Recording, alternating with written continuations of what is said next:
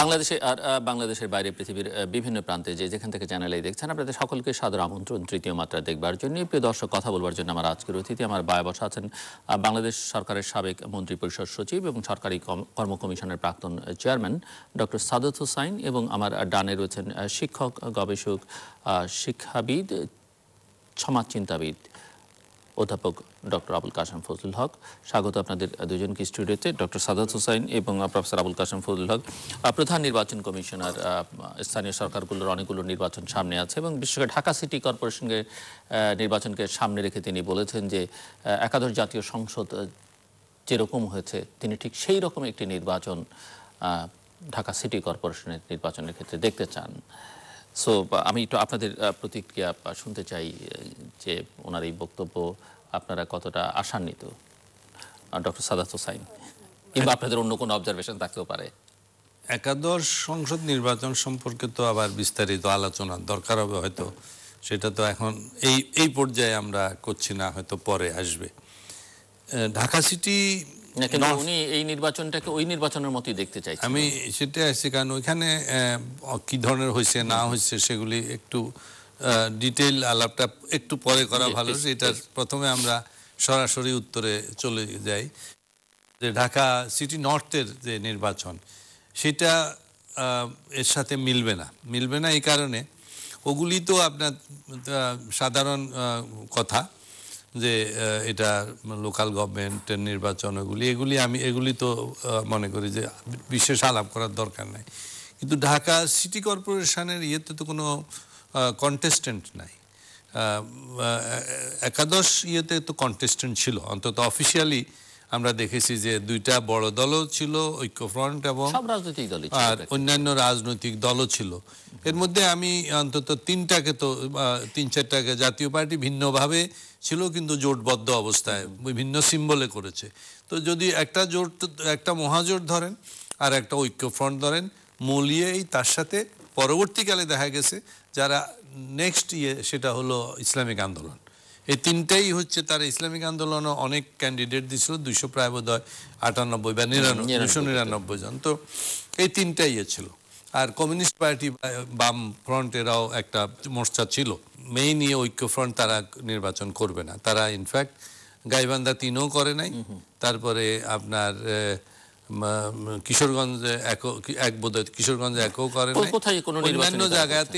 অন্যান্য জায়গাতে হয় না। এখন না করলে যেটা হয়, আমার কাছে মনে হয় ঢাকা সিটি কর্পোরেশন তো মোটামুটি ডিসাইডেড, অনলি ওয়ান পার্সন যাও বা জাতীয় পার্টির একজন ক্যান্ডিডেট ছিল, তারও চলে গেছে। তার এখানে কোনো ছোটখাটো দুই একজন আছেন এইগুলি। এটা তো শুনেন, এরশাদ সাহেব যখন ওনারা না থাকলে একার্থে ভালো হতো, যে ওনারা তো কিছু করতে পারে, না থাকলে রাষ্ট্রীয় সম্পদ ব্যয় কম হতো। আপনার এরশাদ সাহেব যখন প্রেসিডেন্টের জন্য লাস্ট বার ইলেকশন করেন, মধ্যে 88 সনের শেষে বা উনার, তো তখন উনার সাথে আপনাদের খেয়াল আছে কিনা কন্টেস্ট করেছে বোধহয় ছক্কু মিয়া, তাই না? এই নামের একটা হ্যাঁ, ছক্কা ছয়পুর হলো সিলেটে উপজেলা নির্বাচন, সদরে উপজেলা ইয়েতে যে সব নির্বাচন করতেন দাবি। আর এইখানে মানিকগঞ্জে যতদূর মনে হয় কি একটা, তো শাহ মোয়াজ্জেম সাহেব ছিলেন আমাদের মন্ত্রী এবং উনি ডিপটি প্রাইম মিনিস্টারও তখন। তো মিটিংয়ে হইতেছে কথাবার্তা বলতে যেটা হয় মিটিং এরিয়াতে, আমি বললাম স্যার আপনি নির্বাচনে কোনো ইয়েতে যাচ্ছেন না? তো উনি হাসলেন, বললেন যে শুনেন, নির্বাচন করব, কার সাথে নির্বাচন করতেছে প্রেসিডেন্ট? ওই কোথায় ওই ছক্কা মিয়া না কি মিয়া, তার সাথে করতেছে প্রেসিডেন্ট, সেখানে আমি গিয়ে কি করব? তো এটা সময় নষ্ট করে। তো এখন ধরেন এইখানে তো আর নির্বাচন ওইরকম কিছু আর হবে না, বুঝে যে কে জিতবে। তো সুতরাং আমি মনে করি যে অযথা এটাকে কম্পেয়ার করার লাভ নাই। আর জাতীয় নির্বাচনের সাথে এমনও কোনো কম্পেয়ার করা ঠিক না। ওখানে 300 সিটে নির্বাচন হয়েছে এবং 300 সিটে যেই হোক মানে যারা জিতেছে তারা সামাল দিছে, আমি শব্দটা বলবো। তো এখানে তো এত কিছু হয়তো লাগবে না, ওপেন যদি ছেড়ে দেয় তাও যার জিতার কথা বা যাকে জিতলে শাসক দল খুশি হবে সেই জিতবে। এটাকে আমি মনে করি উনিও এটা কথার কথা বলছেন, বা ওই যে গদবাঁধা কথা বলছেন যে আগেরটা যেরকম ভালো হয়েছে সেটা এরকম হবে। তো তাহলে তো আরো ডেঞ্জারাস। ওইটা কিন্তু ইয়েতে আগের কমিশনে যখন চিফ ইলেকশন কমিশনার যাওয়ার সময় বলছে আমরা যেভাবে কাজ করছি ওনারা ওইভাবে কাজ করবেন, ওইটা বলে গেছে এবং কিছুটা সত্য। তো এখন আমার মনে হয় না যে এটার সাথে ওইটা কম্পেয়ার করা ঠিক হবে। এটার রেজাল্ট মোটামুটি এখন সবাই কি জানা কি হবে। এবং বোধ করি যে সামনে অন্যান্য নির্বাচনগুলো উপজেলা সহ উপজেলা নির্বাচন আছে সামনের মাসে, এই নির্বাচনগুলো তো বিরোধী দল বা বাম গণতান্ত্রিক জোট তারা কেউ অংশ দিচ্ছে। এটা জিল্লুর আপনার এই অনুষ্ঠান শিওর এখন কথাটাকে বলছে, এটা আমার যতদূর মনে হয় আপনি বলছেন, আমার যতদূর খেয়াল পড়ে আপনারা বলছিলেন যে 2014-তে বিএনপির নেতৃত্বাধীন জোট নির্বাচন না করে নির্বাচনটাকে প্রশ্নবিদ্ধ করেছেন। আর এইবার বোধহয় তখনও ইলেকশন তো হয় নাই, অনেক বেশ আগে, মাসখানেক অন্তর। আর এই ইলেকশনে মনে হয় তারা নির্বাচনে অংশ নিয়ে নির্বাচনটাকে একইভাবে প্রশ্নবিদ্ধ করবে। তো আমি সেদিন একটা চ্যানেলে বলছি যে আসলে একাদশের যদি দেখেন তাহলে কে যে কাকে ট্র্যাপ করেছে এটা একটু ভালো করিয়ে বললে আপনার কনফিউশন হয়ে যাবে। কারণ হয়তো এরা এদেরকে ট্র্যাপ করিয়ে নির্বাচনে এনেছে, নির্বাচনে এনে তাদেরকে ভালো করে একটা গোল খাওয়াই দিয়েছে।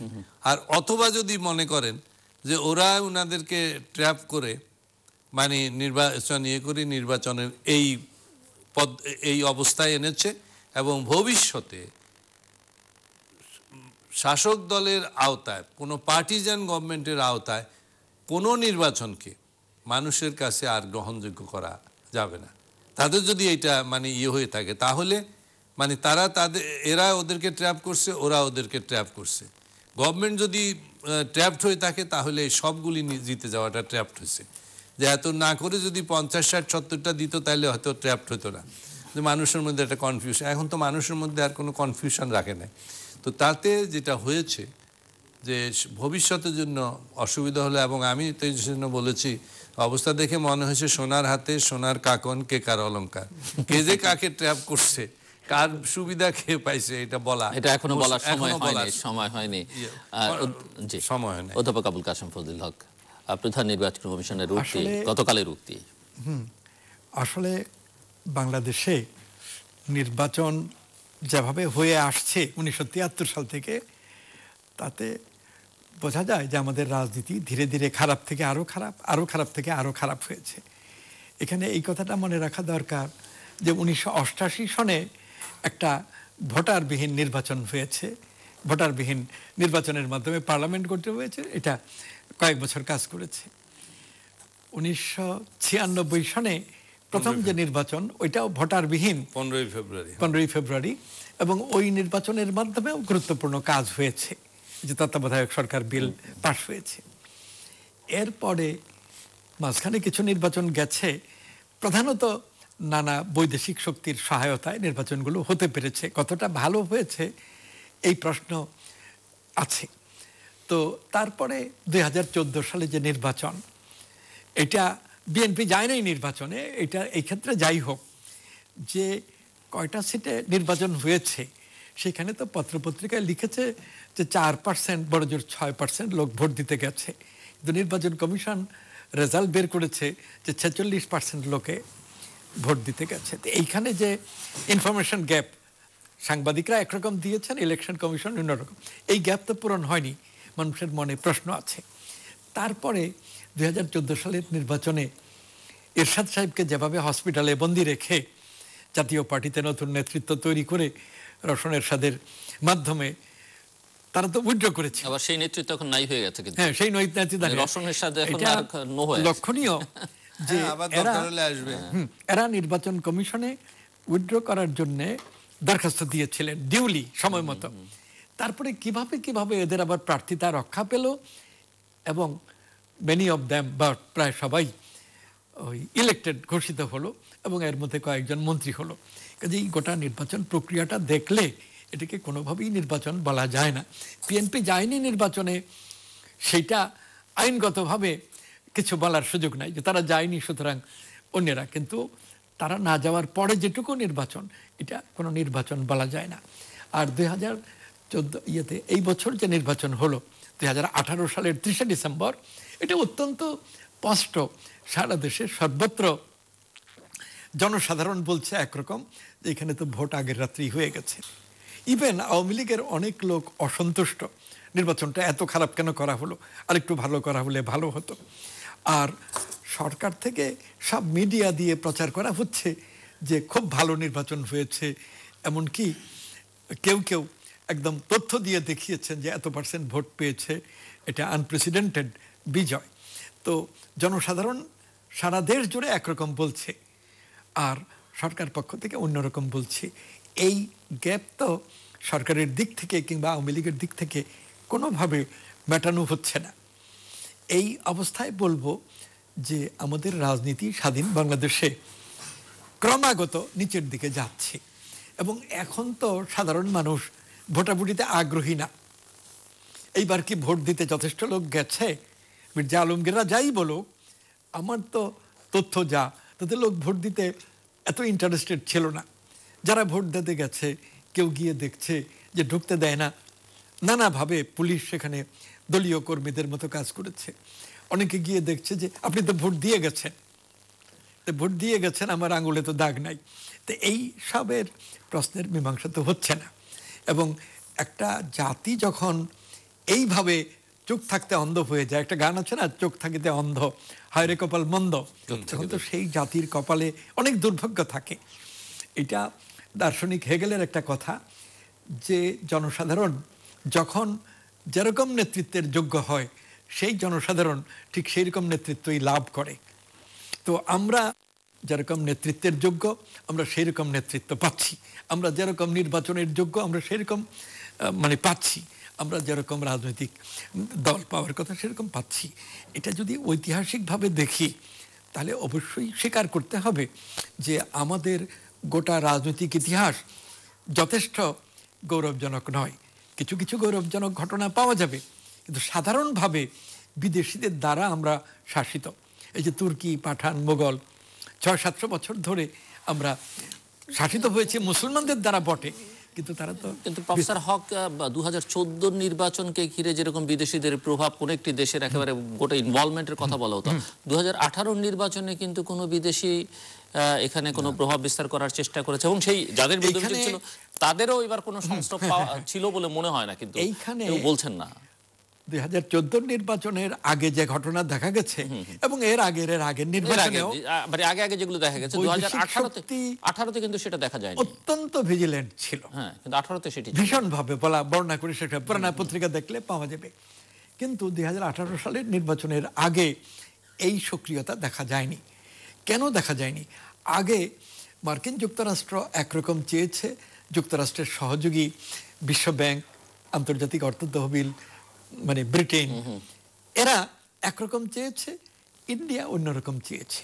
ইন্ডিয়ান হাই কমিশনার, তারপরে ইন্ডিয়ার ফরেন মিনিস্ট্রি অত্যন্ত অ্যাক্টিভ ছিল বাংলাদেশের রাজনীতি নিয়ে।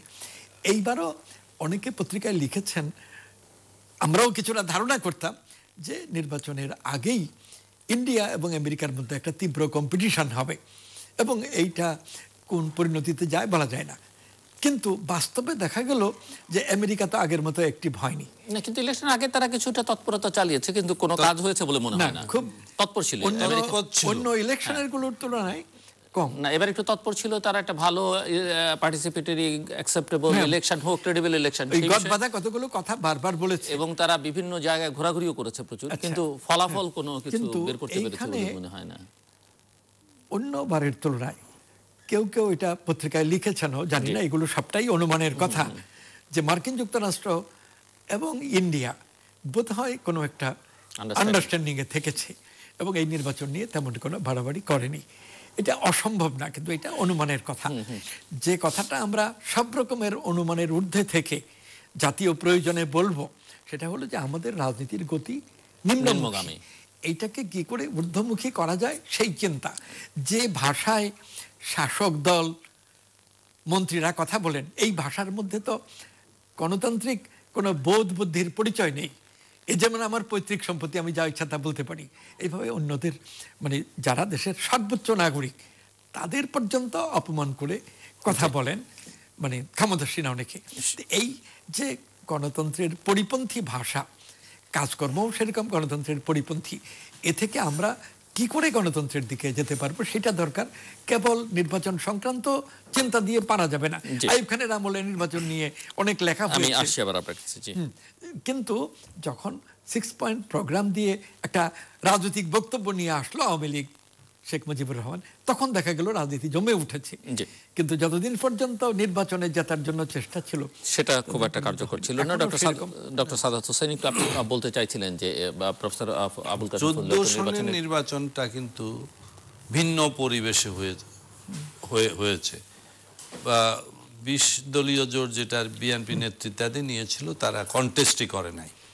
এবং তখন আমার ধারণা, আমি যেটুকু দেখেছি, 14 সনে বোধহয় ব্যুরোক্রেসি ঠিক এইভাবে এত ইনভলভ ছিল না। ফরেন কান্ট্রি রোল অনেক বেশি একেবারে প্রকট দৃশ্যমান ছিল, কিন্তু ব্যুরোক্রেসি তখনও বোধ অতভাবে মানে সুসংগত হয় নাই ফর এ পার্টিকুলার গ্রুপ। আপনার কথার সাপোর্টিং, যদি আমরা ইলেকশনের আগের 1.5 বছরের দৈনিক কাগজও দেখি, তাহলে দেখতে পাই উপজেলা নির্বাহী অফিসার থেকে সেক্রেটারি পর্যন্ত সর্বত্রই সরকার এত বেশি বেনিফিট বাড়িয়ে দিয়েছে যে এর আগে গ্রস স্যালারি একজনের যা ছিল প্রায় এর ডাবল হয়ে গেছে গ্রস স্যালারি। একইভাবে পুলিশ বিভাগে যেভাবে বেতন ভাতা সুযোগ সুবিধা বাড়িয়ে দিয়েছে, এটাও প্রায় ডাবল বিজেপিতে এবং মিলিটারিতেও। এই ব্যাপারটা ফজলুল হক ভাই, আমি বলবো যদি সেই দিক থেকে করেন, তাহলে শাসক দল বা শাসক দলের নেতা নেত্রী, মানে যেটাকে আমরা বলি হাইকমান্ড, তারা যেই সময়টা পেয়েছে 5 বছর, এই সময়টার মধ্যে তারা এইবার অনেক বেশি গুছিয়ে নিয়েছে। ফলে ইলেকশনটা যেটা হয়েছে বা ইলেকশনের আগে যে হয়েছে, আমি এটাকে দেখলাম, আমি সেদিন সব নেট করেও দেখলাম যে এটাকে কাছাকাছি আপনি বলতে পারেন প্লুটোক্রেসির একটু সম্প্রসারিত সংস্করণ। কেন সম্প্রসারিত সংস্করণ বলছি? প্লুটোক্রেসি মানে শুধু ওয়েলদি গ্রুপটাকে বোঝায়। আমি শব্দটাকে ওয়েলদি না বলে অভিজাততন্ত্র, প্রত্যেক গ্রুপের আমি বলবো যে এলিটিজম, যেটা এলিট যারা, তাদেরকে কিন্তু সরকার নিয়েছে। শুধু আপনার একেবারে আইন প্রয়োগকারী সংস্থা, একবার উপর থেকে শুরু করে আর্মি থেকে শুরু করে সব পর্যন্ত যত আছে তাদের সাপোর্ট নিয়েছে, সিভিল ব্যুরোক্রেসির সাপোর্ট নিয়েছে, পুলিশকে আলাদা ধরেন, পুলিশের সাপোর্ট কমপ্লিটলি নিয়েছে, এমনকি ধর্মীয় যেসব গোষ্ঠীগুলি, তাদের ইসলামিক ফাউন্ডেশন থেকে শুরু করে এই জাতীয়, মানে জামাতের বিপক্ষে তো ধর্মে বিভিন্ন গ্রুপ আছে, তাদের সাপোর্ট কিন্তু নিয়েছে। এবং লাস্টে যেটা হেফাজতের সাপোর্টটা মোটামুটি খুব ভালোভাবেই নিয়েছে, তাদেরকে অনেক কিছু দিয়েছে। এরপরে আপনি আসেন, বা মিডিয়া সাপোর্ট ভালোভাবে পেয়েছে। কয়টা মিডিয়া আপনি বিপক্ষে, এমনও মানে সরকারের নর্মাল সাপোর্ট অনেকেরই এদিকে। এবং শিক্ষাবিদ বা টিচার কমিউনিটি, যদি ধরেন বিভিন্ন ইউনিভার্সিটি, সরকারি কর্মকর্তা কর্মচারী যারাই ছিলেন সকলেই সরকারি কর্মচারী, তো তাদের এটা তো বললাম যে আইন প্রয়োগকারী সংস্থা, শিক্ষক, আমি ইউনিভার্সিটি ইয়েতে ধরছি, এদের নিয়েছে। আমি কালচারাল গ্রুপ, শেষে তো ফিল্ম অ্যাক্টর অ্যাক্ট্রেস, এদেরও সাপোর্ট নিয়েছে। বিজনেস কমিউনিটি, হ্যাঁ, বিজনেস কমিউনিটি দল বেঁধে গিয়ে, এবং যেভাবে তারা সাপোর্ট দিয়েছে, রিটায়ার্ড সিভিল মিলিটারি ব্যুরোক্রেটসরা, তারাও দল বেঁধে।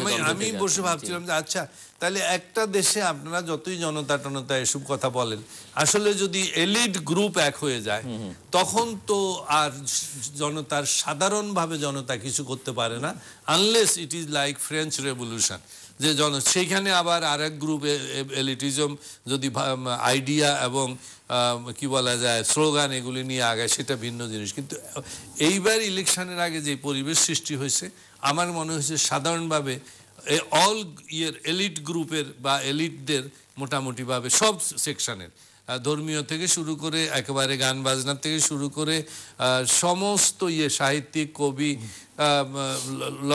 প্রায় সব জায়গাতেই কিন্তু জিতেছে এইগুলো। তো এইখানে সেই জন্য এইবার যে জিনিসটা হয়েছে, যারা বিপক্ষে বিরোধী দল ছিল, তারা আসলে সত্যিকার বলতে কারো ইয়ে পায় নাই।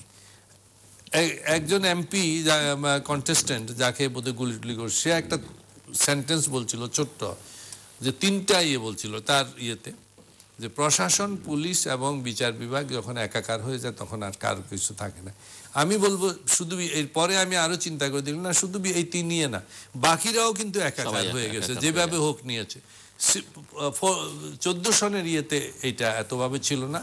আরে সরকার বাধ্য হয়ে মনে ছিল। আর তখন তো বিরোধী দলের নেত্রী, তিনি তো বাইরে ছিলেন, তার কথার ছিল তাদের 13 সনে তো পুরো তারা মুভমেন্টের উপর, 13 শেষ 14 নির্বাচন পুরো নির্বাচনের দিন পর্যন্ত তারা খুব, ওই 14 সনে নির্বাচনের পরে তাদের মধ্যে একটা শিথিলতা করা গেছে, এবং সেটা 15 সনের যে অবরোধ হলো তারপরে একদম টোটাল। আমরা এই প্রসঙ্গে একটু পরে বিরোধী দলের প্রসঙ্গে একটু আলোচনা করব। আমি একটু অন্য একটা জিনিস বুঝতে চাই যে নির্বাচনের পরে প্রধানমন্ত্রী জাতির উদ্দেশ্যে দেওয়া বক্তব্য বা বিভিন্ন জায়গায় তিনি যেভাবে বক্তব্য দিচ্ছেন, তাতে করে তিনি যেটি বলছেন বা তার মন্ত্রীরাও এখন অনেকে বলবার চেষ্টা করছেন যে দুর্নীতির বিরুদ্ধে এখন তাদের জিরো টলারেন্স, মাদকের বিরুদ্ধে তাদের জিরো টলারেন্স, সুশাসন প্রতিষ্ঠাই হচ্ছে তাদের এখন প্রধান লক্ষ্য।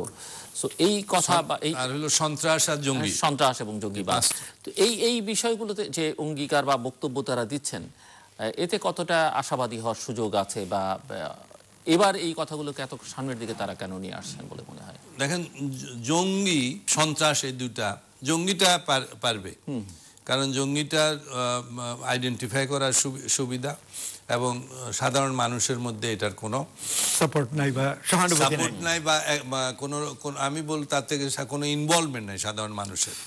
একটা পার্টিকুলার গ্রুপে করে, সাধারণ মানুষ ওইভাবে ইনভলভমেন্ট নাই। তাছাড়া এখানে আরেকটা ব্যাপার আছে, দেশি বিদেশি সব অনেক সাহায্য পাবে। জঙ্গিদের ব্যাপারে আপনার দেশি বিদেশি সাহায্যেরও একটা ব্যাপার আছে, সবাই সিম্প্যাথি সরকারের দিকে যে তারা এই কাজটা করছে। সন্ত্রাসও মোটামুটি হয়তো ওইভাবে কিছুটা পারবে, পুরো না, কারণ সন্ত্রাসী গ্রুপের তো লিঙ্ক আছে, এবং সব দলই তো সন্ত্রাসী পালে, তাই না? সেটা আরেকটু শক্ত। মাদকেরটা কিছু পারবে, কিছু পারবে না। মাদকেরটা সারা পৃথিবীব্যাপী মাদকের গ্রুপের বিভিন্ন রকম তাদেরও লিঙ্ক আছে, তারা যুদ্ধ করে। ওই যে কলম্বিয়া এদিকে তো তারা রীতিমতো সরকারের সাথে ফাইট করে। বাকি দুইটা যেটা আমি বলবো যে মাননীয় প্রধানমন্ত্রী দুইটা খুব শক্ত এরিয়াতে হাত দিয়েছেন। যদি পারেন সবাই তাকে সাধুবাদ জানাবে। আমরা সবাই মনে করি যে আমাদের এই ব্যাপারে মেন্টালি আছে যে করুক, কিন্তু এই দুইটা এরিয়ার দি ডেভিল লাইজ ইন ডিটেইলস, এটা সহজে পারার কথা নয়। যদি এইটা পারে তাহলে তো দেশের অনেক কিছু হয়ে যাবে। কারণ দুর্নীতি যদি করতে হয় তাহলে আপনার it has to start from the home, from the একবার নিজের ইয়ের থেকে শুরু করতে হবে। সেখানে যখনই দুর্নীতির কথা উঠে, যখনই মাদকের কথা উঠে, সাধারণ মানুষ আমরা তো আমাদের নলেজটা হচ্ছে বেসিক্যালি আপনাদের এসব অনুষ্ঠান এবং খবর কাগজ এবং অন্যান্য, তা তো সবাই এক বাক্যে বলে যে মাদক হলে, মাদকের কথা উঠলে আপনারা মাদক সম্রাটকে একটা সিম্বলিক্যালি হলো ধরে এনে কিছু পানিশমেন্ট দেন, না হলে তো হচ্ছে না। এখন সে দেখলাম মাদক সম্রাট, এখন সম্রাট ওখানে মিলাদ করে, দোয়া দরুদ শরীফের অনুষ্ঠান করে, এগুলি করলে তো মানুষের কথা তো একটা। আপনাদের এখানে অনেক ইয়েতে লোকজন সিলেক্টিভ অ্যাপ্লিকেশন যদি আপনার কোনো ইনস্ট্রুমেন্ট হয় তাহলে কিন্তু সেই ইনস্ট্রুমেন্ট কাজ করবে না। মাদকের ইয়েতে যে দুর্নীতির বিরুদ্ধে যদি আপনি ধরেন, মানুষ তো ঘুরি ফিরি একই বলে যে তাহলে বেসিক ব্যাংকের এদেরকে ধরেন আগে, একটা নাম তো তাকে আমি যেটা মনে করি যে সিম্বলিক্যালি কিছুই করতে হবে। এখন আপনি যদি তাকে ধরতে গেলে বলেন যে না এটা প্রমাণ করতে হবে এবং প্রমাণ হওয়ার আগ পর্যন্ত কিছু বলা যাবে না, তাহলে তো আপনি অনেক লোককে পানিশমেন্ট দিচ্ছেন, অনেক লোকই তো ধরে পানিশমেন্ট দিয়ে দিচ্ছেন, রেপিস্টদেরকে দেওয়া হইতেছে। তারপরে যারা অন্যান্য বিনা বিচারেও অনেকে কারাগারে আছে, জেল খাটলো, এই যে জালা মুক্তি পেল, দুর্নীতির তো অনেককে ধরে নিয়ে যাচ্ছেন, প্রথমে ধরে আপনার জেলে রাখতেছেন, তারপরে অনেক কেস।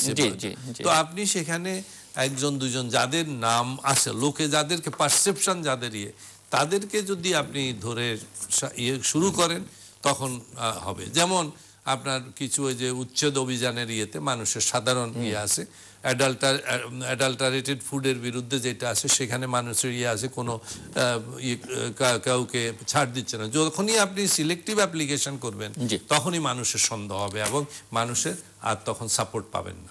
জি, অধ্যাপক আবুল কাশেম ফজলুল হক, সুশাসন, দুর্নীতি, মাদক, সন্ত্রাস, জঙ্গিবাদ এবং গতকালকেও প্রধানমন্ত্রী বিশেষ করে পুলিশের উদ্দেশ্যে, আপনি পুলিশ নিয়ে কথা বলছিলেন, পুলিশের উদ্দেশ্যে তিনি বলেছেন যে আপনারা যা দাবি করেছেন, যা চেয়েছেন সব দিয়েছি, এখন আপনারা কঠিন হন, শক্ত হন, এবং পুলিশই যেসব মামলা আছে সেগুলো দ্রুত নিষ্পত্তির কথা বলেছেন। অন্যদিকে হাইকোর্টও কালকে বলেছে যে মাদক সংক্রান্ত মামলাগুলো 6 মাসের মধ্যে নিষ্পত্তি করতে হবে। তো সব মিলিয়ে আপনার বক্তব্যটি শুনতে চাই। এখানে সরকার যে দুর্নীতি দমনের অভিযান চালাচ্ছে খুব দৃঢ়তার সঙ্গেই প্রধানমন্ত্রী কথা বলছেন। পুলিশদের সম্পর্কে গতকাল না পরশুদিন কথা বলেছেন, অ্যাডমিনিস্ট্রেশন সম্পর্কেও এর আগে প্রধানমন্ত্রী কথা বলেছেন। আপনাদের বেতন ভাতা সুযোগ সুবিধা তো অনেক বাড়িয়ে দিয়েছেন, তাই দিয়েছে, কালকে বলেছেন প্রধানমন্ত্রী। কেন তারপরে আবার দুর্নীতি? তো দুর্নীতি দমনের যে অভিযান, এটা একেবারে প্রত্যক্ষ দুর্নীতি। এর মধ্যে একটা বড় জায়গা হলো ঘুষ। সরকারি অফিসে ঘুষ নিচ্ছে, ধরছে, জেলে দিচ্ছে ইত্যাদি, আইন অনুযায়ী, প্রচলিত আইন অনুযায়ী শাস্তির ব্যবস্থা। এইটা ওই দুর্নীতি দমন কমিশন জোরে সোরে করছে, প্রধানমন্ত্রী বারবার বলছেন, এবং সরকারি অফিসগুলোতে একরকম সতর্কতা চলছে যে এখন কোনো ঘুষের ব্যাপার হলে বিপদে পড়তে হবে। তাছাড়া দুর্নীতির যে ডেফিনেশন সরকার ধরছে সেটা ট্রান্সপারেন্সি ইন্টারন্যাশনাল এর দেওয়া ডেফিনেশন, সেটা দুর্নীতি দমন কমিশনও ধরছে।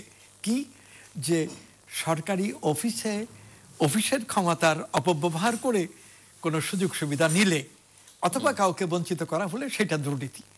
যেমন যে কাজ এমনিতেই করে দেওয়ার কথা সেখানে ঘুষ নিলে দুর্নীতি।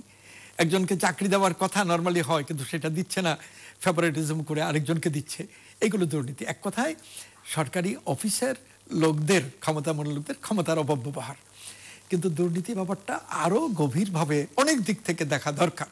একজন চতুর্থ শ্রেণীর কর্মচারী, একজন তৃতীয় শ্রেণীর কর্মচারী, একজন সাধারণ অফিসার, টপ লেভেল অর্থাৎ বেতনের গ্রেডের মধ্যে এবং সেই সঙ্গে অ্যালাউন্সের মধ্যে যে বৈষম্য, এই বৈষম্য কতখানি যুক্তিসঙ্গত, কতখানি ন্যায়সঙ্গত, এটা ঠিক কথা। সব মানুষ সমান নয়, পার্থক্য থাকবে। 1972 সনে একটা বেতন কমিশন করা হয়েছিল এবং তখন পাকিস্তান আমলের বেতনের যে স্ট্রাকচার ছিল এটা বিরাটভাবে বদলে দিয়ে মাত্র 10টা কি বলে মানে 10 রকম বেতন, এক্সাক্ট ভাষাটা কি হবে, এর মধ্যে নিয়ে আসছিল। 10টা গ্রেড, 10টা গ্রেড, হ্যাঁ 10টা গ্রেডে নিয়ে আসছিল, ইউনিফর্ম গ্রেড। কিন্তু সেইটা জিয়াউর রহমানের আমলে এসে পরিবর্তিত হলো, এরশাদের আমলে এসে 2বার পরিবর্তিত হলো, আরো অনেক বদলে গেল। দুর্নীতি সম্পর্কে এই যে ডক্টর সাদাত হোসেন একটা স্টাডি করেছিলেন while he was in administration, এবং সেটা আমি পড়েছিলাম। এখানে ক্ষমতার অপব্যবহার আছে কিন্তু ইনএফিশিয়েন্সি একটা বড় কারণ আপনার গবেষণায় এসছিল। এরকম নানান ব্যাপার আছে। ইনএফিশিয়েন্সি কাটানোর জন্য সরকারি অফিসে অনেক ড্রাইভ দেওয়া দরকার।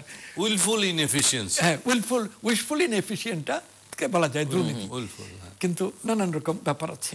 এখন যে কথাটা বলবো যে টিআইবির এই ডেফিনেশনের বাইরেও জাস্টিস কিছু পরিমাণে না বাড়ালে টাইম টু টাইম, অনেক পুরনো মানসিকতা থাকলে তো দুর্নীতি দমনের ইমিডিয়েট যে ড্রাইভ, মামলা দেওয়া, পুলিশ দেওয়া, এটা তো সম্ভব হয় না।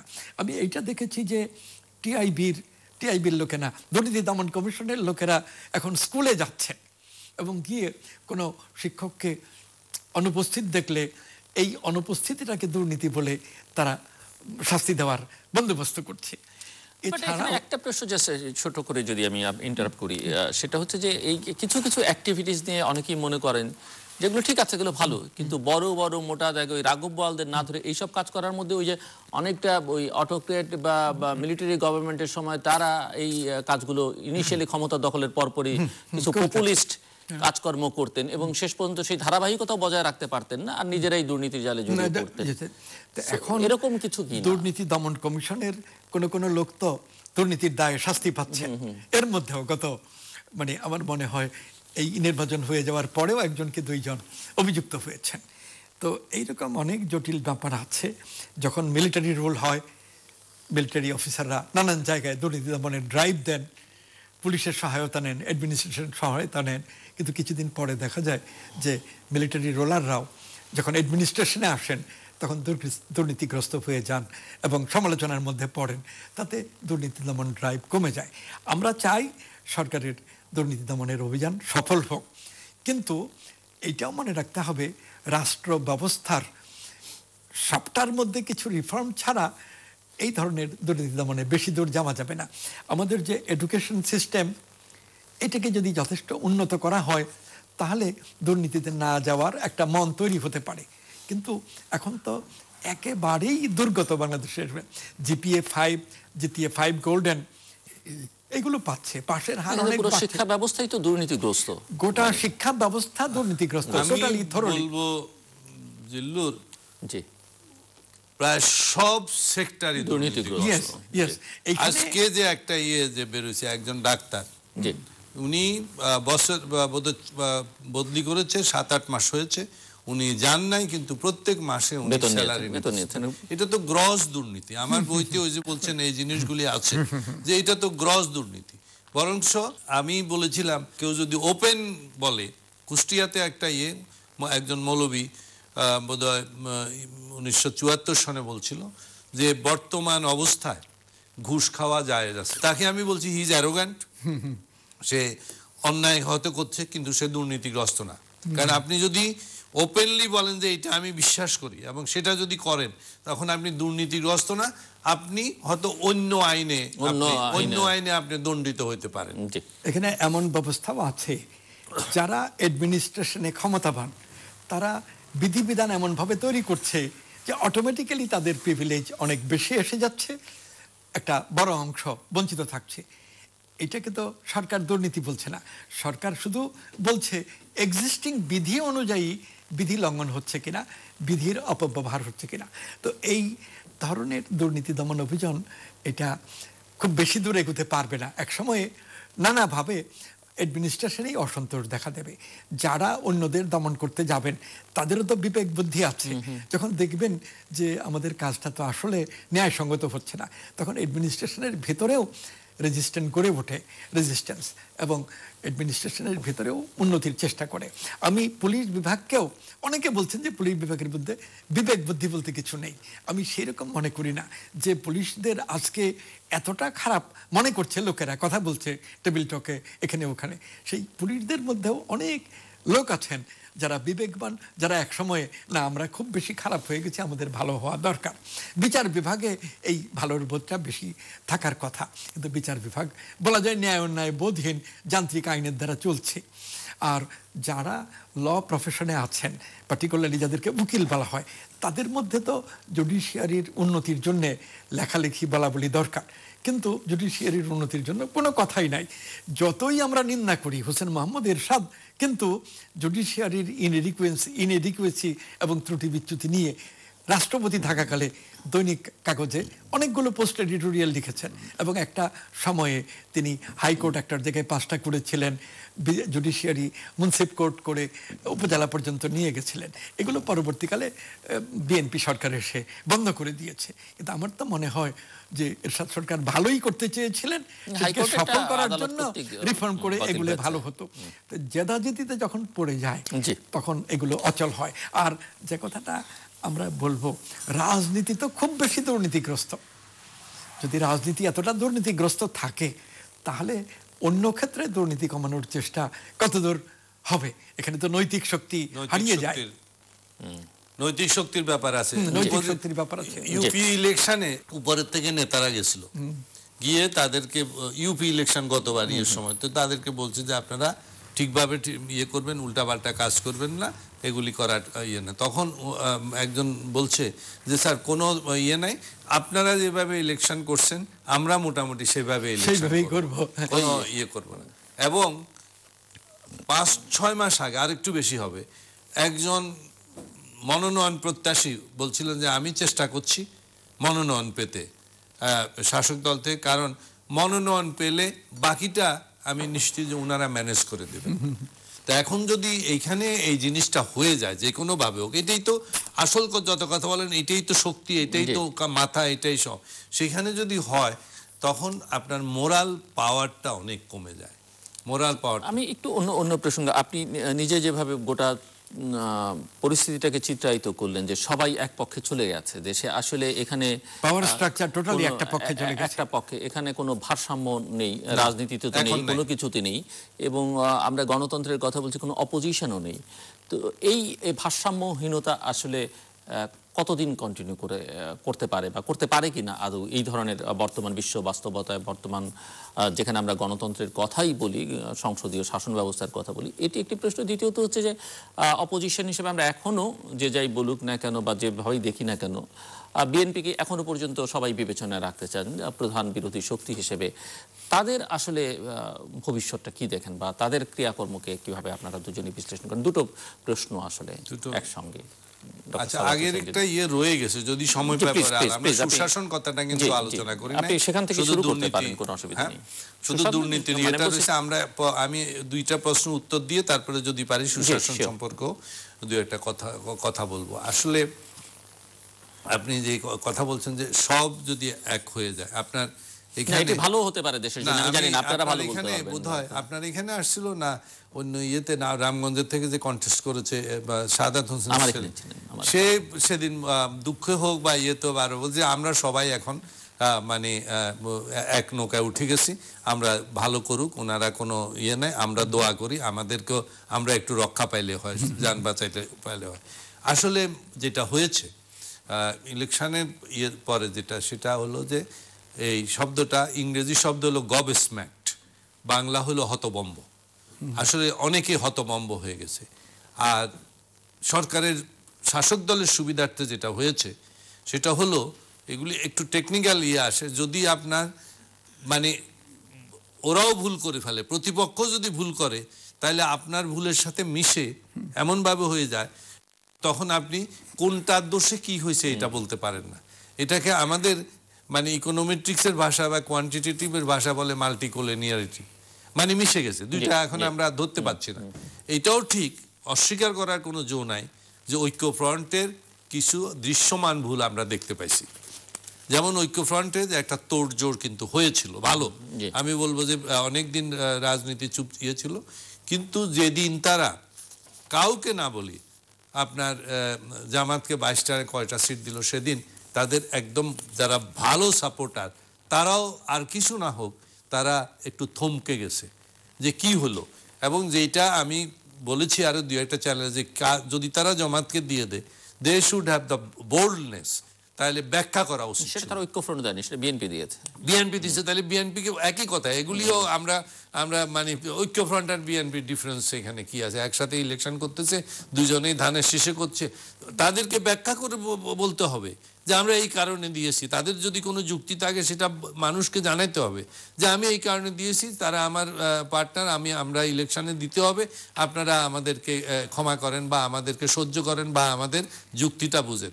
বিএনপির এই প্রবলেমটা অনেক দিন ছিল, এমনকি 15 সনে তারা যে অবরোধ করেছে, একটা দিন বিএনপির কোনো লিডার ওই যে বারান্দায় দাঁড়িয়ে যদি বলতো যে আমরা এই কারণে করতে বাধ্য হয়েছি, আপনাদের অসুবিধা হচ্ছে, আমরা দুঃখিত, আমাদের উপর কি অত্যাচার হয়েছে বা দেশের উপরে, এই এখন যেসব কথাগুলি বলে এগুলি ব্যাখ্যা করতো, এখনো তারা ব্যাখ্যা করে না। তারা কি বললো, বরঞ্চ উল্টা পথে বললো যে জমাত বলে কিছু নাই, এখন সব বিএনপির আমাদের ধানের শীষ ইয়ে করছে।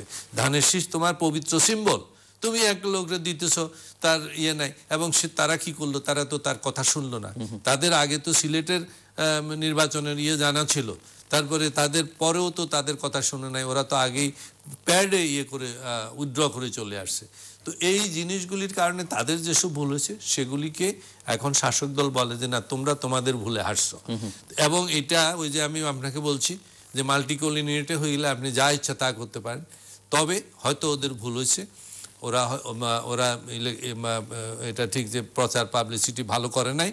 তো এইখানে এইটাও খুব ইন্টারেস্টিং, এগুলি কোয়ান্টিটেটিভ ইয়েতে বলে যে একটা হলো আলটিমেট প্রক্সিমেট কজ, একটা হলো আলটিমেট কজ। একটা ছোট্ট এক্সাম্পল দিলে বুঝবেন যে একটা ছেলে স্কুলে অ্যাবসেন্ট থাকে, অ্যাবসেন্ট থাকার কারণে তার পরীক্ষার রেজাল্ট খুব খারাপ হয়েছে।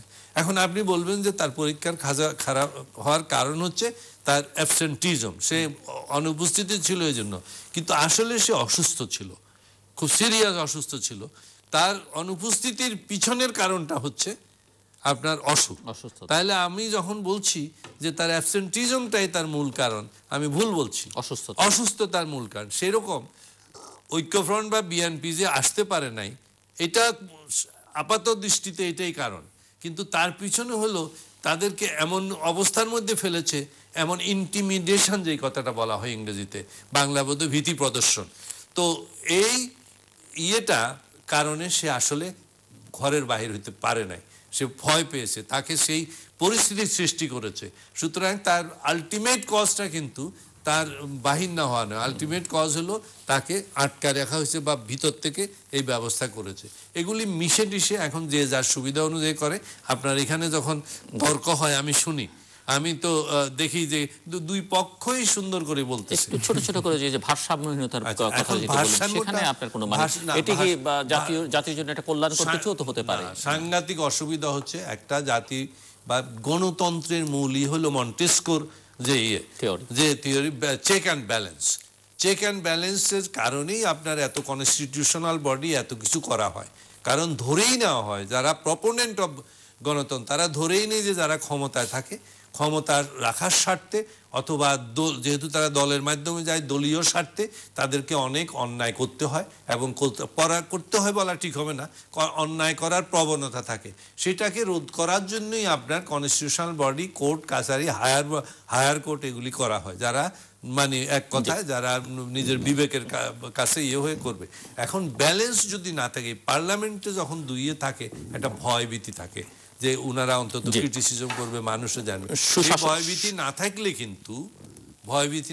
কিন্তু ওই যে প্রবণতা, সেই প্রবণতাটা ইয়ে করে, এবং দলীয় যে মানে সেটাই স্বেচ্ছাচারী হয়ে যায়, এবং দল যখন মনোলিথিক হয় তখন ব্যক্তি স্বেচ্ছাচারী হয়ে যেতে পারে। সুশাসন নিয়ে আপনি বলতে চাইছিলেন? সুশাসনটা হলো অ্যানাদার ডিফিকাল্ট থিং, এই কারণে যে আমি বলেছি যে সুশাসন কিন্তু পরতে পরতে শাসনের ব্যাপার আছে। এখানে কিন্তু একেবারে পিয়ন থেকে শুরু করে, আপনি যদি আরো নিচে যান, আপনার বাসার কাজের লোক থেকে শুরু করে একেবারে সেক্রেটারি মন্ত্রী পর্যন্ত সবাই একটা কন্ট্রোলের প্রয়োজন হয়। সবাই নিজের মতো চলতে চায়, নিজের মতো ফ্রিডম চায়। আমি একেবারে উপর থেকে দেখেছি, একেবারে টপ ইয়েতে, যেমন কমিটির মাধ্যমে হয়তো একটা সিদ্ধান্ত হয়েছে, কমিটির মাধ্যমে কাজ হবে, কয়দিন পর দেখি যে টপ পার্সন যিনি, উনি কমিটি মিটিং ডাকতে চান না, উনি চান নিজে নিজে কাজ করতে। কারণ কমিটি নিজে কাজ করার মধ্যে আনন্দ আছে, ডিসকাশন ইউজ করার মধ্যে একটা, এগুলি যে যাই বলো একটা সুখ আছে, সেই সব কারণে এই জিনিস করতে চায় না। Every person is committed to his own bias. আপনার বাসার কাজের লোকটাও নিজের মতো করে কাজ করতে চায়, আপনার দারোয়ান নিজের মতো করে করতে চায়, আপনার পিয়ন চাপরাশি থেকে সেক্রেটারি নিজের মতো করে কাজ করতে চায়, এবং তারা তাদের স্বার্থটা দেখে। এইখানে পরতে আপনাকে কন্ট্রোল করতে হবে, সেটা করা খুব ডিফিকাল্ট বিষয়। যেমন আপনার ছোট যদি ধরেন, এখন আপনার পোস্ট নাই, পোস্ট আছে 50টা, আপনি প্রমোশন দিচ্ছেন 252টা, এইটা আপনি ঠিক করবেন কি করে? এবং এটাতে এক গভর্নমেন্ট করে যায় নাই। স্বাধীনতার পর থেকে আমি বলতাম, যখন ছিলাম অনেক সময়, আমি হয়তো কোনো একটা রাগের মুহূর্তে বাড়িতে আমি বলতাম যে আগে যেভাবে করছেন ওইভাবে করে ফেলেন। কারণ স্বাধীনতার পর থেকে আমরা ইরেগুলার কাজ করতে করতে অভ্যস্ত হয়ে গেছি, কোনো ডিসিপ্লিন নেই, এবং বাংলাদেশে এটা বলে যায় আপনাকে পরে, ফার্স্ট অর্ডার যেটা, দ্যাট ওয়াজ ইরেগুলার অর্ডার, একটা কাটার থেকে অন্য কাটারে লোক নিয়ে গেছে। জি, অধ্যাপক আবুল কাশেম ফজলুল্লাহ, এখানে একটা হলো ভারসাম্যহীনতা, সুশাসন তো আপনি কিছুটা বলেছেন, এবং আরেকটা হচ্ছে বিএনপির রাজনীতি। একটা পক্ষ এত প্রবল আওয়ামী লীগ, আর অন্য সব পক্ষ আলাদা আলাদাভাবে অথবা ঐক্যবদ্ধভাবে একেবারেই দুর্বল। যে কথাবার্তা, চিন্তার উপরে রাজনীতি, সেইখানে আওয়ামী লীগের সঙ্গে অন্য দলগুলো কোনোভাবেই পারার মতো অবস্থানে নেই, সেই রকম তাদের কথাবার্তায় ফুটে ওঠে না। যে অর্থবিত্ত দরকার রাজনীতির জন্য, এটাও আওয়ামী লীগ ছাড়া অন্য দলগুলোর মধ্যে নেই। আর আমরা যেভাবেই বলি না কেন, রাজনীতিতে চিরকাল একরকম শক্তি প্রয়োগ আছে। রাষ্ট্রের উৎপত্তি সম্পর্কে ওই যে হবস, লক, রুশো চিন্তা করেছিলেন, তিন রকম দেখিয়েছেন, আবার তিনজনের চিন্তায় কিছু মিলও আছে। কার্ল মার্কস পরবর্তীকালে দেখিয়েছেন যে শক্তি প্রয়োগ খুব বড় একটা এসেনশিয়াল ফ্যাক্টর, কোয়ারসিভ ফোর্স, হ্যাঁ, এই রাজনীতিতে। তো সেইটা থেকে তো মানব জাতি মুক্ত হয় নাই, আমাদের জাতিও মুক্ত হয় নাই, বরং আমাদের জাতি আজকে যে 47 বছর পার হয়ে 48 বছর চলছে, এখানে কোয়ারশন একটা খুব বড় ব্যাপার। দলীয় শক্তি প্রয়োগ, খুন খারাপি, এগুলো রাজনীতিতে খুব বেশি আছে 1972 সাল থেকে। এই অবস্থার মধ্যে যে ভারসাম্যহীনতা, এইটার কোনো সহজ সমাধান নেই। আজকে আওয়ামী লীগ যতই প্রবল হোক, ভারসাম্যহীনতার কারণে নিজেই নিজের দিক থেকে খুব বড় বিপর্যয়ে পড়ে যেতে পারে। দলের মধ্যে অনৈক্য দেখা দেওয়া, বাইরের কোনো চক্রান্ত কাজ করা, আরও আমাদের ধারণার বাইরে নানান কিছু। এই জন্য এই ভারসাম্যহীনতা এতটা রাখা উচিত না। এক দলের সঙ্গে অন্য দলের পার্থক্য থাকবে, কিন্তু এটা একটা লিমিটে থাকা উচিত। এইটা যে লিমিটলেট হয়ে গেছে, এটা কোনো রাজনৈতিক নর্মের মধ্য দিয়ে হয়নি, গণতান্ত্রিক নর্ম তো নাই। এই ব্যাপারটা আমার মনে হয় আমাদের প্রধানমন্ত্রী শেখ হাসিনা বুঝতে পারেন, এবং সরকারের, আওয়ামী লীগের একটা মূল নীতি এখন 30শে ডিসেম্বরের নির্বাচন হয়ে যাওয়ার পরে যে বিএনপি দলটাকে বাঁচিয়ে রাখতে হবে, জিয়াল মাছের মতো হলেও এটাকে বাঁচিয়ে রাখতে হবে। সেটা আপনার কাছে কেন মনে হচ্ছে? মনে হচ্ছে সবগুলো টক শোতে বিএনপিকে কি করে বাঁচিয়ে রাখা যায়, কেবল এইটাই আলোচনা হচ্ছে। এইটার পেছনে নিশ্চয়ই অদৃশ্য কোনো শক্তি আছে। গোয়েন্দা বাহিনী অনেক সময় কাজ করে, টেলিভিশন, রেডিও, এগুলোর পেছনে। এই কারণে আমার এটা অনুমান, এটা আমি সন্দেহাতীতভাবে বলতে পারছি না। আমার প্রশ্ন কিন্তু বিএনপিকে বাঁচিয়ে রাখা না, আমার প্রশ্ন হচ্ছে যে বিএনপির ক্রিয়াকর্ম কি দেখতে পান, ভবিষ্যৎ কি দেখতে পান? ডক্টর সাদাত হোসেন যে কথাগুলো বলছেন, যে আজকে 12 বছর ধরে বিএনপি ক্ষমতার বাইরে আছে, এই সময়ে জনসমর্থন পাওয়ার মতো উল্লেখযোগ্য কোনো কাজই বিএনপি করেনি। লক্ষ্য করলেই দেখা যাবে যে কি কি কাজ এই 12 বছরের মধ্যে করেছে। তাদের নেতা নেত্রীকে রক্ষা করা, নেতা নেত্রীর আত্মীয় স্বজনকে রক্ষা করা, প্রায় বিএনপির 90% কাজ তার মধ্যেই সীমাবদ্ধ থেকেছে। মাঝে মাঝে প্রেস কনফারেন্স করে তারা কিছু কিছু ভালো বিবৃতি দিয়েছে, কিন্তু প্রেস কনফারেন্সের বিবৃতি, তাদের কোনো প্রেস কনফারেন্স তো আবার রীতিমতো বিরক্তিকর, প্রতিদিনই। হ্যাঁ, বিরক্তিকর। বিএনপির আবাসিক কার্যালয় থেকে যে প্রতিদিন যে বিবৃতি দেয়া হয়, এটি অনেকের কাছে বিরক্তিকর। দুইটাতে কিছু ভালো বক্তব্য তারা দিয়েছেন, এটা তো পরের দিন দৈনিক কাগজে তারা যেভাবে দিয়েছেন হুবহু সেভাবে ছাপেনি, এটাকে সামারাইজ করে নানা রকম কমেন্ট দিয়ে ছেপেছেন। এতে বিএনপির বক্তব্য ক্লিয়ারলি আসছে না। আর ফেসবুকে এখানে ওখানে কিছু প্রচার আছে, সেইটা এখনো স্বাভাবিক রাজনীতির জন্য গুরুত্বপূর্ণ হয়। সেটা সরকারি প্রচারণার চাইতে অনেক পিছিয়ে, অনেক পিছিয়ে। জিল্লু যে বলছিলেন যে তাহলে এরকমই চলবে কিনা বা কি হবে ভবিষ্যতের কথা জিজ্ঞেস করেছেন। আমি একটা বই পড়ছিলাম যে পৃথিবীর যত সাম্রাজ্য, তো এগুলি পড়তে গিয়ে একবারে তৈমুর লং, চেঙ্গিস খান থেকে শুরু করে মোগল সাম্রাজ্য, আজটেক, এগুলি সব কিছু এখানে আছে। হিটলার ওগুলি তো আছেই, রোম সাম্রাজ্য, হিটলার, তারপরে জার্মান সাম্রাজ্য, এগুলিতে একটা জিনিস হয় যে কিভাবে এই সাম্রাজ্যগুলি তো আলটিমেটলি তো সবগুলি বিলোপ হয়েছে অথবা ইয়ে হয়েছে। এটা এক হয় মানুষ, তো মানুষের জীবনটা সীমিত। যদি মানুষের জীবন অনন্তকাল হইতো তাহলে কোনো কোনো সাম্রাজ্য হয়তো থেকে যেত, কিন্তু একটা সময় মানুষের কি বলে বিলোপ হয়, সে চলে যায়। তখন দেখা যায় যে তার উত্তরাধিকারী যারা হয়েছে তাদের হয়তো সেই ক্যাপাবিলিটি নাই, তাদের মধ্যে ঝগড়াঝাটি হয়েছে। এটা একটা সাধারণ নিয়ম যে খুব পাওয়ারফুল যারা, তাদের উত্তরাধিকারী, তখন নিজেদের মধ্যে আস্তে আস্তে গৃহ বিবাদ ইয়ে হয়েছে। আরেকটা হচ্ছে তাইলে সেইভাবে হয় যে ওই আপনার যেরকম শাকসবজি গাছপালাতে ভ্যারাইটি ডিটেরিয়েশন বলে, আমি তো ওই সুগারের উপর কাজ করছি, তো সুগারে যেমন কম্বায়োটিক সুগার কয়দিন পরে ভ্যারাইটি নষ্ট হয়ে যায়, তখন নতুন ক্রস করাইতে হয়। তো ওই ভ্যারাইটি নষ্ট হয়ে আস্তে আস্তে চলে যায়। আর থাকা অবস্থায় কেন প্রতিপত্তিশালী লোক ইয়ে হয়, সেটা মার্কসিয়ান অ্যানালাইসিসটা বেটার, যে একটা ইনার কন্ট্রাডিকশন। যখন আপনি খুব পাওয়ারফুল হয়ে যান একটা গ্রুপ, তখন আরেকটা গ্রুপ, কোন গ্রুপ এটা বলা মুশকিল, নিজের ভিতর থেকেই করে, এটা কোথায় থেকে আসে কি আসে সেটা বলা যাবে না, কিন্তু তখন আরেকটা গ্রুপ আপনার ক্ষমতা ইত্যাদি দেখে সে যেভাবে হোক আপনার উচ্চাসা হয়, এবং উচ্চাসা দুইভাবে হয়। একটাকে বলি আমরা ফেস ফ্যাটিক, যে একই লোক দীর্ঘদিন ইয়ে করছে, হয়তো আগে হয়তো 56 বছর 57 বছর, এখন এতদিন লাগে না, এখন 10, 12, 15 বছর হওয়ার পরে আপনার ফেস ফ্যাটিক হয় অনেক সময়, যে না এই লোকটা ভালো লাগে, চেঞ্জ করতে হবে। যেমন আইয়ুব খানের ক্ষেত্রে হয়েছিল। আইয়ুব খানের ক্ষেত্রে রোয়েদাদ খানের বই পড়লে দেখবেন, আমরা যে বলি আমরা মুভমেন্ট টুভমেন্ট করছি, এগুলি সব অনুঘটক। আসলে ফরমেশন কমান্ডার এই ইয়াহিয়া খান, তারপরে জেনারেল মির্জা, জেনারেল গুল হাসান রাও ফরমান আলী, এই জাতীয় formation commander decided in 1966 or 7, যখন আইয়ুব খানের একটা ছোট্ট হার্ট অ্যাটাক হয়েছিল, তখন বলছে ঠিক করছে যে না উনাকে আর রাখবে না। আসলে ফেস ফ্যাটিক হয়েছে, তারা তাকে ইয়ে করতে। হোসনি মোবারকের ক্ষেত্রে এক্স্যাক্টলি পাকিস্তানের ক্লোন কেস হয়েছে ইয়েতে, তাদের ফেস ফ্যাটিক হয়েছে 30 বছর পরে, যে না একে আর রাখা যাবে না, অন্য ইয়ে করবে। ঠিক ওইখানে ইয়াহিয়া খান বসাইছে, এখানে আবুল ফাত্তাহ সিসিকে বসাইছে। কারো কারো তো মনে হতো যে 20, 25, 30 বছর তো এনাফ না, তারা ফেস ফ্যাটিক। এখন যদি কথা হয় যে কোনো একটা গ্রুপ, একটা কোনো বড় জয়, কোনো বড় মুভমেন্টের পিছনে একটা বড় গ্রুপ কাজ করে, এটা আপনি, এবং এটা আমাদের প্রধানমন্ত্রী খুব সুন্দরভাবেই বলছিলেন এক সময়, যে আমাকে 2001-এর ইলেকশনে এই বিদেশি শক্তি হারাই দিছে, আপনার বিরুদ্ধে দেশি অথবা বিদেশি তখন কোনো একটা গ্রুপ লেগে যায়। যখন দেখে যে আপনার পপুলারিটি নষ্ট হয়েছে, আপনি এখন লায়াবিলিটি, কোনো রকমের দেশের ইয়েতে আপনার সুযোগ সৃষ্টি হয়েছে, তখন একটা বড় গ্রুপ তখন সেই সুযোগটা নিতে চেষ্টা করে এবং সেই সুযোগে ঢুকে যায়। এই জন্য গভর্নমেন্টকে পপুলার থাকতে হয়। জনগণ থেকে বিচ্ছিন্ন হইলে গভর্নমেন্ট ওই বিচ্ছিন্নতার সুযোগে কেউ ঢুকে যেতে পারে।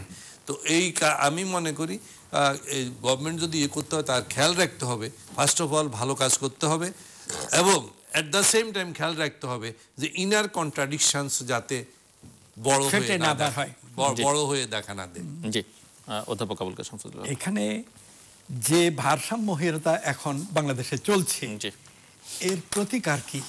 জাতীয় স্বার্থ, জনস্বার্থ, বাংলাদেশের রাষ্ট্রীয় স্বার্থের দিক থেকে দেখলে একরকম, আর কোনো ক্ষুদ্র কোটারির দিক থেকে দেখলে, কেবল দলীয় দৃষ্টিভঙ্গি থেকে দেখলে অন্যরকম।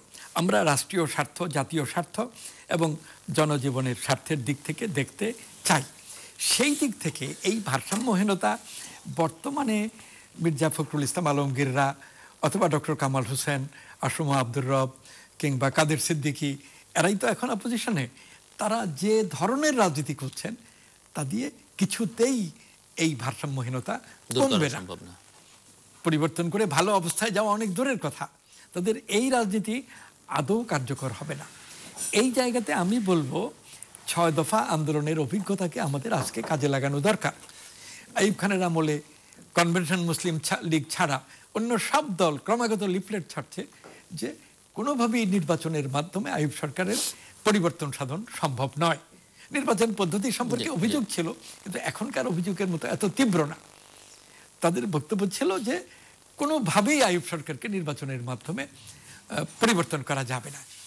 ওই রকম সময়ে সোহরাওয়ার্দী সাহেব মারা গেলেন এবং শেখ মুজিবুর রহমান আওয়ামী লীগের সভাপতি হলেন। সভাপতি হওয়ার আগেই তিনি সভাপতি হয়েছিলেন 6 দফা কর্মসূচি দিয়ে। আওয়ামী লীগের যারা সিনিয়র লিডার ছিলেন তারা কেউই 6 দফা সমর্থন করেননি। আব্দুর রশিদ তর্কবাগীর সভাপতি ছিলেন, আওয়ামী লীগ ত্যাগ করেছেন।